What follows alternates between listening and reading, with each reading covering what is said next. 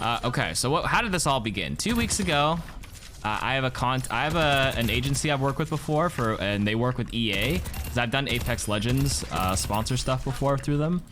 So then he called me and he's like, "Yo, do you want to fly over to San Francisco? It's last minute and play test this new game called Immortals of Avium." And I'm like, "The hell is that? I've never heard of this game before." It's like, oh, single player. You may not know much about it, but they'll be like, in the PlayStation Showcase. So while I was gone, there's that PlayStation Showcase event that went on a few days ago. They featured the trailer there. Did I just play with you? Yeah, I was just in a quick play game. So I was like, okay, fine. You're gonna comp me, you fly me out, stick me in a hotel. All good. And then they're like, yeah. So I was like, all right, fine. So that's where I went last week. Early morning Wednesday, 8 a.m. flight to San Francisco from Toronto. I go to the customs border because like when you leave Canada, you have to tell people why you're leaving. So like the first thing I do is I go up to the counter and then they're like, "Where are you going?" I'm like, "San Francisco." It's like, "What are you doing there?" It's like, work. He's like, "What do you do for work?" And I'm like, I'm a content creator. I make content. He's like, "For what exactly?" And I said, "Oh, for like YouTube video games." He's like, "Okay, so what are you gonna do there for video games?" And I'm like, "I'm gonna go play test a new game." And he's like, "What game?" I was like, might not have heard of it. Immortals of Avium. He's like, "Okay. Are you going to get paid? Are you getting paid to do this?" And I'm like, "Yes." They're flying me out, and then they're like, "Okay, do you have a work visa?" I'm like, "The fuck? A work visa? No." And he's like, "I can't let you through without a work visa." And I was like, huh?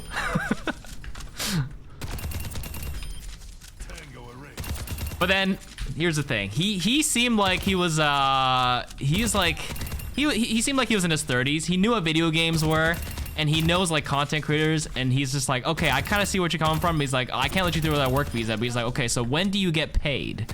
And I'm like, I don't know, whenever like 30, 60, 90 days later, whenever. Sometimes like the influencer agency sometimes just takes X amount of days once they process it. He's like, "Okay, so to be clear, you're just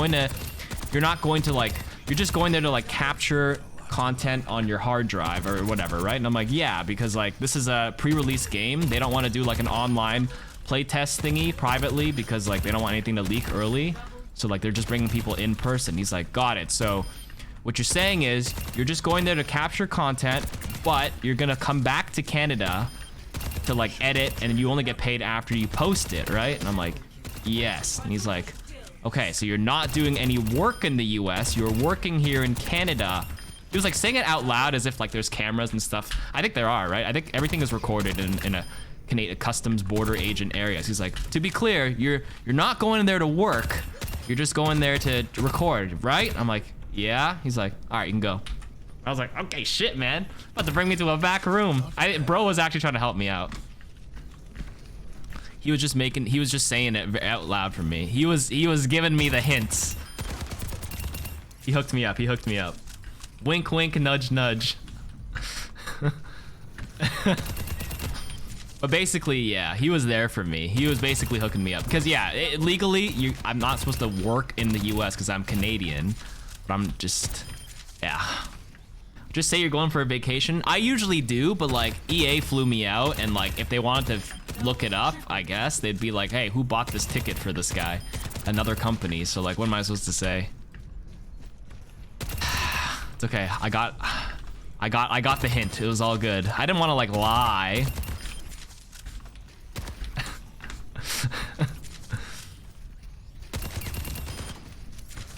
Cuz I didn't want like any more trouble, and I'm terrible at Among Us. I can't keep a straight face. Like I'm just like, I'm in the US for a business meeting, it's fine. I'm in the US for work. I should just said for business and just been like, "Oh, it's okay." Now I'm prepared for this kind of question next time. I got it. But that was like how I got there. That was like a 5-minute holdup to ask me questions before he let me through. The airport was pretty smooth. I flew in, and then as soon as I landed in San Francisco, chilled at my hotel till my cousins were done work. Then they picked me up. Then we had some Greek food. Very yummy. And then I think I was in San Mateo. No. East of the bridge. I don't know the Bay Area. We went east of the bridge.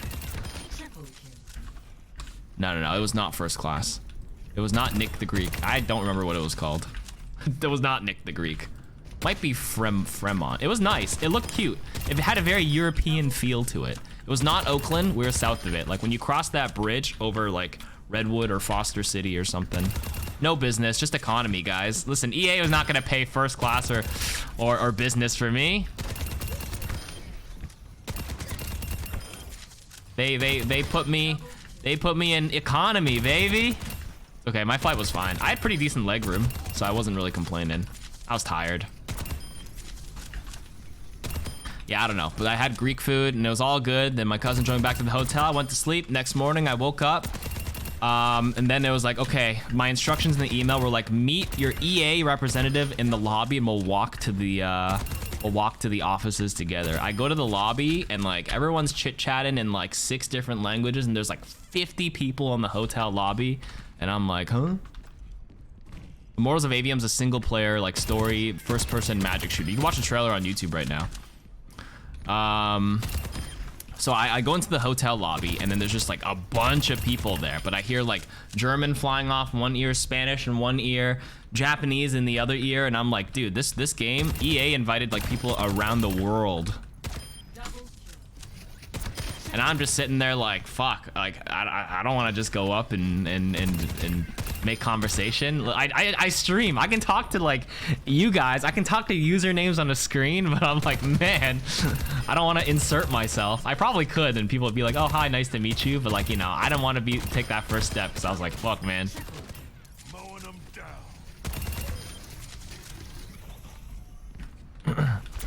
No social skills, baby. So I was just sitting there just on my phone like, and then the guy's like, okay, everyone follow me. We'll walk to the offices. I walk over to the EA office and there's like a giant lineup. We all line up, then they check our names, do a security check. We go in and then there's just like a row of like 100 computers, RGB, pretty decent systems set up. I think it was like a Ryzen 5900 with like, I don't know, some sort of thingy. I could see the specs.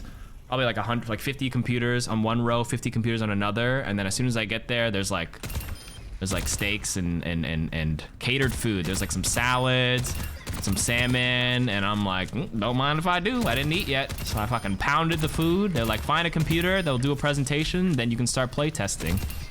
So you know, I pounded some food. I sat down. The guy beside me said he was from.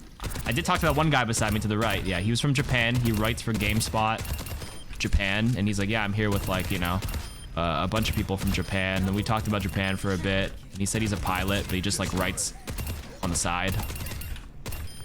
So he was pretty cool. I was like, oh, what games do you play? He's like, Microsoft Flight Simulator, and I was like, oh, okay, neat.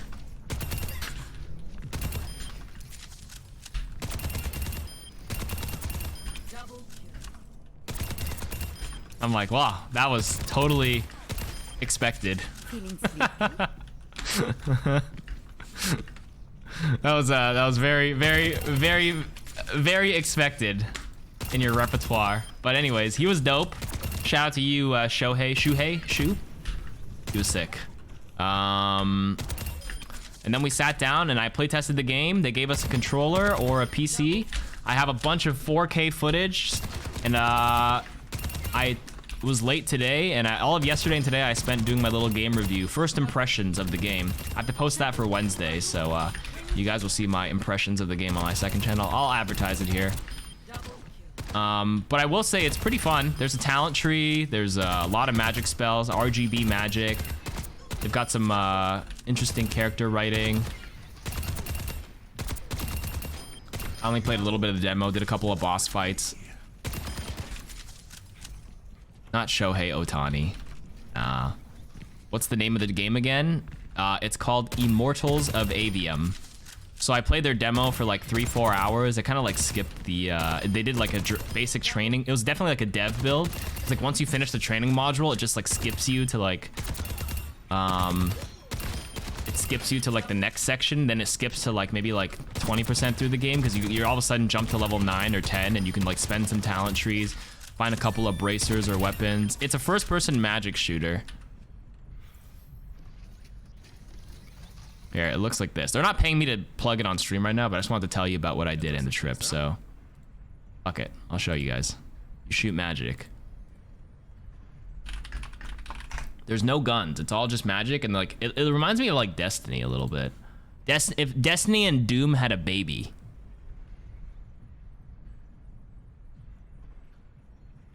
Official gameplay first look. Was it this? No, where's the one with the UI? There's like the developers, like they fucking posted some shit. I saw it on their... Where the hell is it? It's definitely not I Am Jesus Christ. This is the official trailer. This is pretty good views, 2.9 million. Kind of like Anthem, I guess, right? Sure. But yeah, this is their PS5 trailer. The UI, I mean, it's like a pretty standard for... Think you might not get me killed. Jury's still out on that one. That's the main character you play. The game uses like RGB magic. It's kind of cool. Well, a little confusing, a little overwhelming, but you just kind of pick one skill tree build, one style, and kind of roll with it. Emong, thank you for the raid. This is Jug, thank you for the prime. And Jeeshius Jeesh, thank you for the tier 1 earlier as well.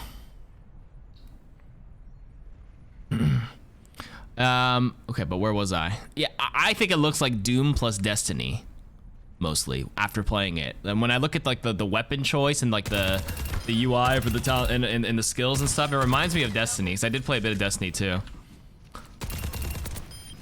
I mean, it feels okay. It was pretty fun. So then after I finished the playtest, I just fucking left. I left the EA office, went back to my hotel, pounded some games of TFT, then I started editing a bit, started writing. And the next day was my flight home. In the evening though, I had to check out of my hotel. I went to a Starbucks. I did some writing for like 3-4 hours. Met my cousins one more time for some curry. And then I flew home on... My flight was at like 9 p.m. in San Fran, which is like midnight. It's 9 p.m. Pacific, is like midnight NA. I got back at like 5 a.m. here in Toronto. Barely slept in the flight, so I got back at like 6:30 in the morning. It was just fucking awful. I felt so sleepy. And then slept for a few hours, woke up, went to Anime North for just like a little bit to check it out with Kat and her brother. We literally just went for like an hour and came back. And then yeah, yesterday I just spent the day editing, and today editing my first impressions review of the Immortals of Avium game.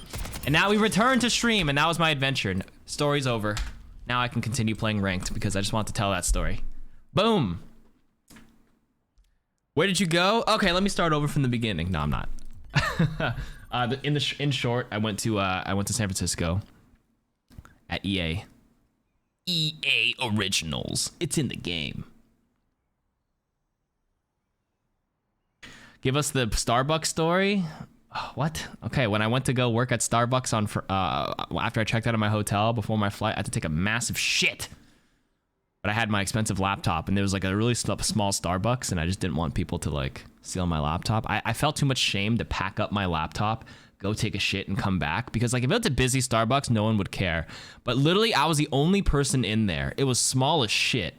So it's just like, I don't know. My anxiety didn't want me to like, I didn't want the employees sitting in the front like, you know, they're just chilling and talking. I didn't want them to be like, oh, the guy who's been here for 3 hours, the only guy here left, and then you see him come back and put his laptop back out. Where did he go? Oh, he took a shit in our back. I hope it's not clogged.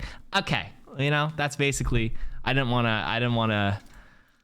that to happen in case I clogged the toilet. So like, basically what happened is like, I held it in for as long as I can until like 3:30. I took my shit, I left the Starbucks, took an Uber, and went to another Starbucks.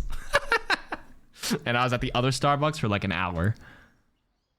And then I went for dinner. To be fair though, the second Starbucks was like right beside the restaurant my cousins told me to meet up at. So I was like, you know what? I'll Uber there, or like, because they had to finish work and then meet me there to have like a goodbye meal before I go to the airport. So I went to I was like, oh, I looked at the restaurant and there's like another Starbucks beside it. And I'm like, fuck it, I'll just go now. It is what it is, guys.